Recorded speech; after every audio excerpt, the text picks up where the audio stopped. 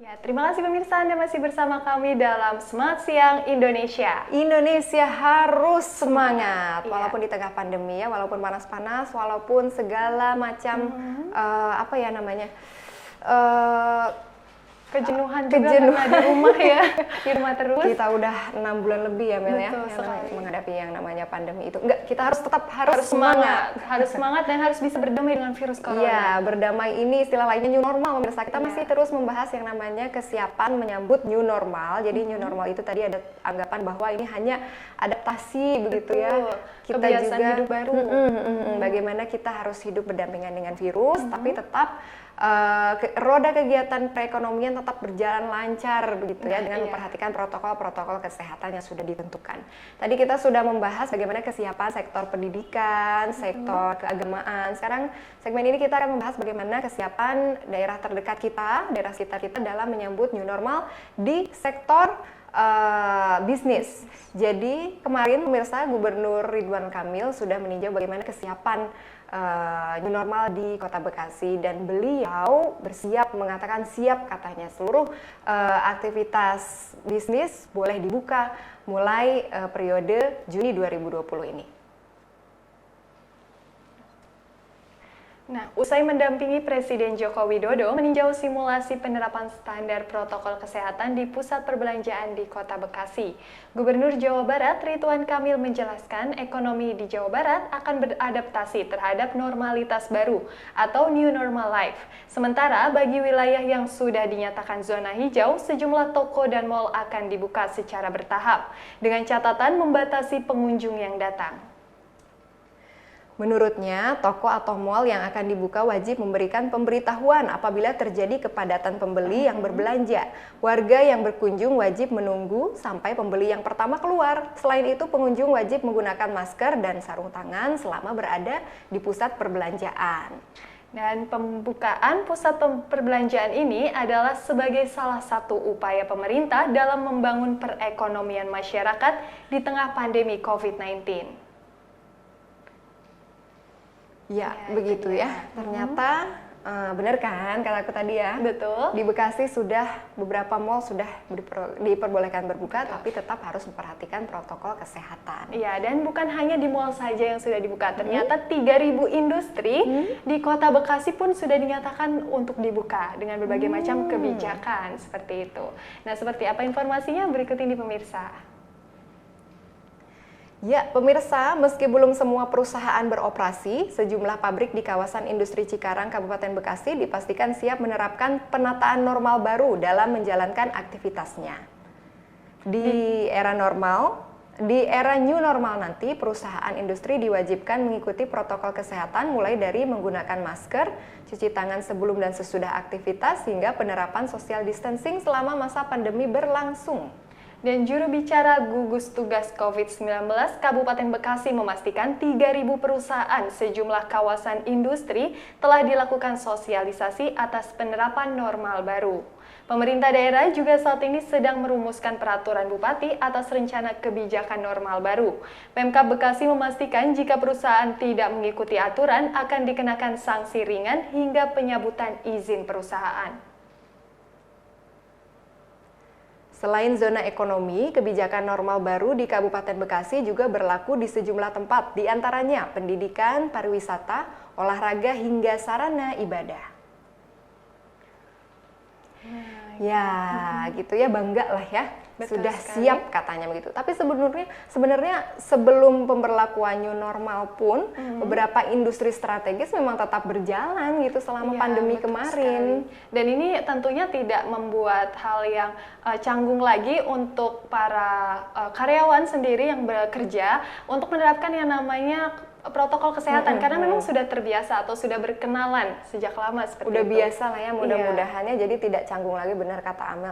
Ya, kita doakan saja semoga mudah-mudahan semuanya selalu sehat, dalam bekerja dimudahkan, asalkan tetap harus menjaga protokol kesehatan ya. Kadang-kadang kalau teman-teman yang di industri ini biasanya di pabrik-pabrik biasanya ketika istirahat nih bandel sekali ya, berkumpul berkerumun gitu ya, sambil ngobrol, sambil merokok misalnya untuk kaum bapak-bapak begitu. Ini mohon diingat lagi kalau sekarang sudah zamannya beradaptasi dengan yang namanya virus nih pemirsa. Jadi hindari dulu ya yang namanya berkumpul-kumpul, atau boleh aja sih ngobrol-ngobrol tapi tetap jaga jarak ya. Betul sekali, setidaknya 1 meter. Iya.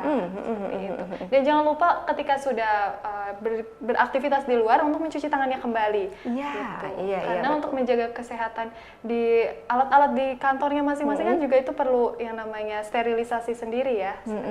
Atau mungkin kalau saran-saran lainnya kita bisa membawa alat makan sendiri ya, kalau lagi kerja ya, karena yang namanya virus katanya sangat cepat sekali menyebarnya di peralatan makan begitu, karena berhubungannya dengan air liur kita langsung begitu. Betul sekali. Nah, tadi kan kita sudah berbicara banyak mengenai kesiapan-kesiapan, kemudian bagaimana kebijakan-kebijakan yang sudah lahir, salah satunya tadi industri sudah mulai aktif. Nah, ini gimana nih untuk ibu-ibu di rumah yang sudah nggak tahan lagi ingin berbelanja bahan pangan seperti itu? Ya benar-benar. Memang industri kan nggak hanya mall, maksudnya sektor bisnis kan tidak hanya mall, retail modern begitu ya.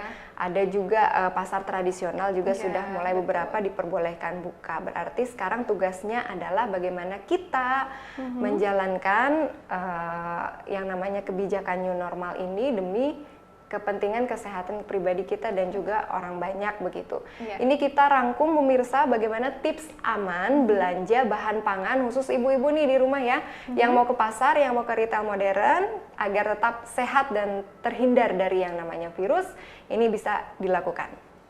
Dan ini dia pemirsa yang harus diperhatikan oleh penjual dan pembeli bahan pangan. Yang pertama adalah pilih bahan baku yang baik dan segar, kemudian harus cuci tangan menggunakan sabun, menggunakan sarung tangan ketika memegang makanan, jangan dipegang langsung ya. Kemudian menggunakan masker, jaga jarak, membungkus pangan dengan pembungkus yang aman. Kemudian kalau di sarana retail harus ada tempat cuci tangan, kemudian pemberlakuan jam belanja, dan juga pembersihan troli dan keranjang belanja.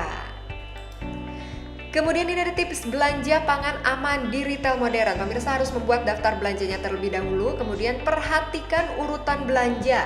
Kita jangan acak-acakan ya pemirsa kalau belanja, lebih baik dari yang dibungkus dulu sampai ke panganan segar begitu, untuk menjaga yang namanya kontaminasi bakteri atau virus di bahan pangan yang mengandung air tinggi. Jadi kita pilih panganan yang kemasan dulu, panganan kering, roti, sampai pada akhirnya adalah panganan siap saji atau buah-buahan, panganan dingin itu nanti terakhir-terakhir aja ngambilnya begitu. Kemudian setelah belanja pemirsa pastikan pangan beku tetap disimpan dalam keadaan beku ya. Panganan siap saji juga dibawa terpisah dengan panganan mentah. Dan pemirsa sebelum belanja online, misalnya harus belanja online, harus pilih panganan yang terkemas ya. Kemudian jangan lupa saat pesanan dikirim dan diterima, pastikan paket tidak sobek atau rusak. Kemudian bungkusnya itu dibuang di luar rumah saja pemirsa. Yang dibawa masuk nanti bahan pangannya saja begitu ya. Nah, seperti itu ya Mel ya. Jadi ibu-ibu di rumah yang mau berbelanja maupun di pasar tradisional maupun di retail modern seperti mall, minimarket, ini harus benar-benar menerapkan atas kesadaran diri sendiri. Betul sekali. Jangan lupa untuk pakai masker keluar dari rumah. Kemudian jangan lupa untuk mencuci tangan setelah pergi dari pasar. Dan jangan sampai tangannya kita menyentuh bagian area wajah ya, karena itu berbahaya sekali. Dan kemarin juga pengalaman saya pergi ke pasar, Mel. Biasanya kan ya ibu-ibu ya, Bu ini berapa begitu ya. Ini udah matang apa belum? Itu saya kena tegur sama pedagangnya. Bu jangan dipegang katanya gitu, biar saya aja yang pegang. Oh Masya Allah, berarti ini pedagang sudah siap nih yang namanya menyongsong new normal ya. Mereka sudah sadar begitu. Jadi yang namanya bahan-bahan sayuran atau buah-buahan yang mereka jual di pasar itu bisa menjadi media penularan virus begitu. Jadi para pengunjung tidak diperbolehkan untuk memegang sembarangan begitu, biar mereka saja yang memegang gitu, karena kita tidak tahu kan kita sebagai carrier begitu ya, kita habis misalnya bersin begitu, ada percikan liur kita kemudian langsung menyentuh bahan-bahan pangan yang ada di pasar, itu kan nanti bisa berpindah ke pedagang lain maupun ke pengunjung lain begitu. Itu top banget buat pedagang. Ternyata kesadarannya bukan hanya dari pembelinya sendiri, melainkan juga dari penjualnya juga harus memiliki kesadaran seperti itu. Dan pulang dari pasar jangan lupa selalu cuci tangan. Cuci tangan, iya betul sekali, karena itu mungkin kita juga bukan hanya menjaga kesehatan diri kita, tapi keluarga juga. Ya, sekarang nih Mel ya, yang namanya sejak pandemi ini baju sekali pakai langsung cuci itu, aduh udah biasa ya. Iya benar. Udah biasa nyuci tiap hari. Siap-siap tagihan listrik naik. Iya. Kalau nggak tagihan listrik ya siap-siap aja ada biaya tambahan untuk pijat-pijat urut-urut karena nyuci setiap hari ya. Iya betul sekali. Cucian numpuk gitu, maksudnya setiap hari baru keluar sekali aja gitu baju udah harus langsung dicuci karena kalau kita gantung itu sangat-sangat berbahaya pemirsa. Virus bisa saja nempel di situ, terhirup sama anggota keluarga di rumah gitu ya. Jadi kalau habis dari luar langsung buru-buru mandi, bajunya langsung dicuci saat itu juga gitu. Iya betul sekali. Jadi jangan sayang-sayang air juga gitu ya. Mudah-mudahan aja ya Allah Subhanahu wa taala selalu melimpahkan rizki bagi kita semua pemirsa, baik itu dari sumber daya alam maupun ketersediaan dari finansial. Amin ya robbal alamin ya. Dari bahasan kita, pemirsa, dari segmen 1 sampai segmen 4 kita bisa menyimpulkan ya Mel ya bahwa sebenarnya secara garis besar kita mudah-mudahan sudah dikatakan siap menyambut new normal, siap beraktivitas lagi, namun tetap harus memperhatikan protokol kesehatan. Iya, jangan sampai kita melupakan masker. Kalau mau keluar rumah, pakai maskernya rapat-rapat, kemudian setelah keluar dari rumah cuci tangannya. Masker juga harus sering diganti katanya. Oh iya benar, jangan sampai masker yang udah dipakai lagi gitu, karena bisa jadi dari masker itu menjadi media untuk penyebaran virus ya. Betul sekali, dan umumnya masker yang digunakan itu disarankan hanyalah masker kain nih untuk kita-kita ya. Gitu. Masker bedah, masker N95, masker 3M itu sebaiknya untuk para tim medis saja begitu. Tapi ngomong-ngomong sekarang masker udah nggak langka ya? Iya, alhamdulillah ya.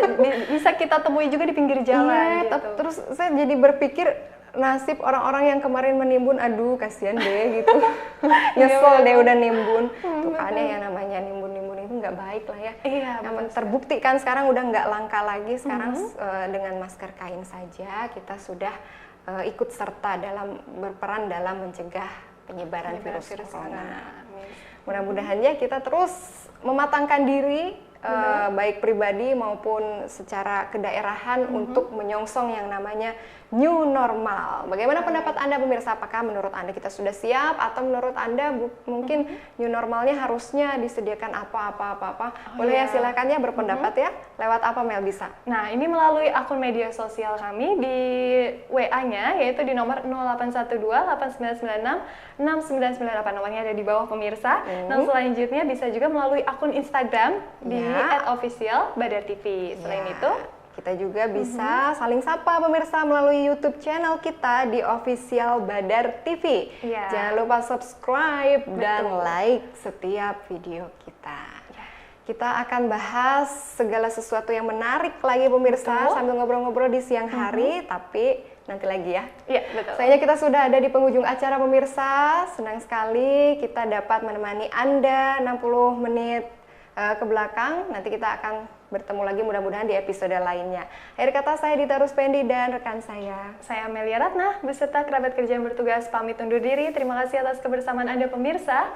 Assalamualaikum warahmatullahi wabarakatuh. Tetap semangat, Indonesia harus semangat.